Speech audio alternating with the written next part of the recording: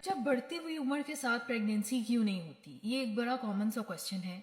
अगर आप 40 साल की उम्र में नहीं पहुँचे अभी या 45 की उम्र में नहीं पहुँचे, आपको मेनोपॉज़ नहीं हुआ यानी आपको परमानेंटली अपने पीरियड्स ख़त्म नहीं हुए, फिर भी प्रेगनेंसी के लिए अगर प्रेगनेंसी करना चाह रहे हैं तो किस चीज़ का खदशा होता है? डॉक्टर्स क्यों जो है वो आपके इतने ज़्यादा टेस्ट करवाते हैं? आपने हमेशा जब भी आप अपने डॉक्टर के पास कंसीव करने के लिए जाते हैं और आपके डॉक्टर्स कुछ टेस्ट आपको लिख के देते हैं, उनमें से 3-4 टेस्ट में से एक टेस्ट बड़ा इंपॉर्टेंट जो आपने देखा होगा और टिकटॉक और यूट्यूब और सोशल मीडिया पे भी आपने उसका नाम भी सुना होगा, AMH यानी एंटी मलेरियन हार्मोन टेस्ट। और इसमें आपके डॉक्टर ने आपको हमेशा बताया होगा कि जी इसमें हम एग रिजर्व देखते हैं, यानी एक फीमेल के अंदर पैदाइश के वक्त जितने अंडे होते हैं और वो हर साल कम होते जाते हैं। अब AMH टेस्ट के जरिए हम वो क्वांटिटी देखते हैं कि किसी औरत के अंदर अंडे का जहीरा कितना है, एग्स रिजर्व कितना है। ठीक है, अब आप में से बहुत से कि ये टेस्ट हुए भी होंगे। इसकी कुछ लैब वैल्यूज होती हैं, कुछ रेंज होती है। मोस्ट कॉमनली इसकी 1 to 4 रेंज तक होती है।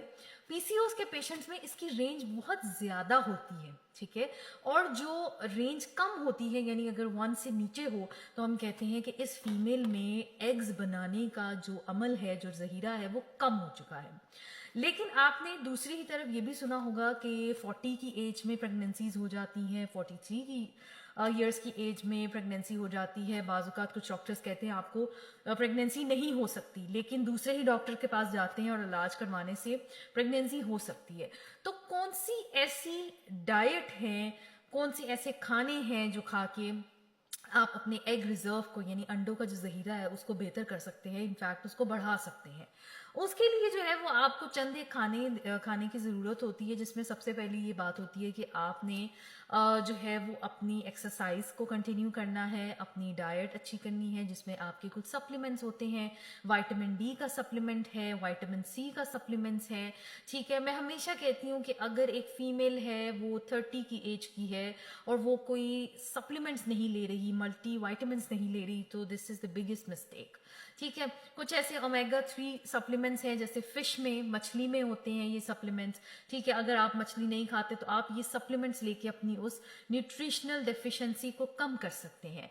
और देखा गया है कि डाइट और ये जितने भी आप हार्मोनल कोर्सेज करते हैं जिसमें डाइट अच्छी करवाई जाती है, वाइटामिन्स दिए जाते हैं, सप्लीमेंट्स दिए जाते हैं, और फिर आप सुनते हैं कि जी 40 साल की उम्र में प्रेगनेंसी हो गई या 45 ईयर्स की उम्र में प्रेगनेंसी होगी। वो यही चीज़ें होती हैं कि आपके वो तमाम न्यूट्रिएंट्स, वो तमाम विटामिन जो कि आपको नेचुरल फूड से मिलने होते हैं, डॉक्टर्स आपको सप्लीमेंट्स की फॉर्म में देते हैं।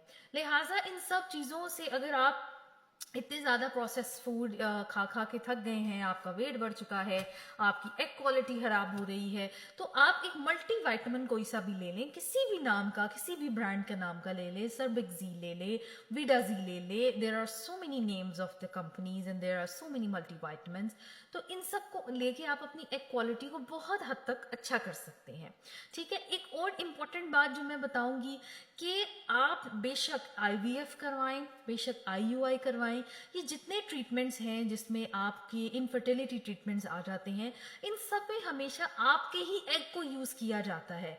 ठीक है, अगर किसी फीमेल के एग क्वालिटी अच्छी नहीं है तो आपके ये सारे इनफर्टिलिटी ट्रीटमेंट फेल हो जाते हैं। यही वजह होती है कि 3 से 4 फेल अटेम्प्ट्स के बाद भी कुछ नहीं हो पाता।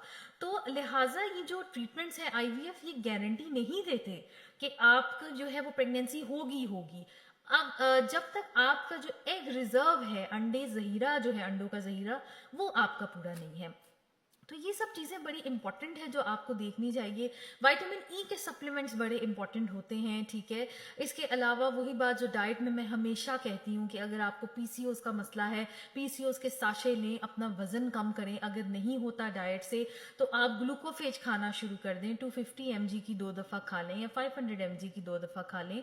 ठीक है, वजन डाइट प्लान अपना लें, डाइटिशियन के पास जाएं। ये तमाम वो चीज़ें हैं जिनसे आप अपने वजन को बहुत हद तक बेटर कर सकते हैं। सकते हैं। कैल्शियम के सप्लीमेंट्स लें, विटामिन डी के लें, दूध पिएं। अगर आप दूध नहीं पीते तो कैल्शियम के सप्लीमेंट्स लें, धूप में बैठें।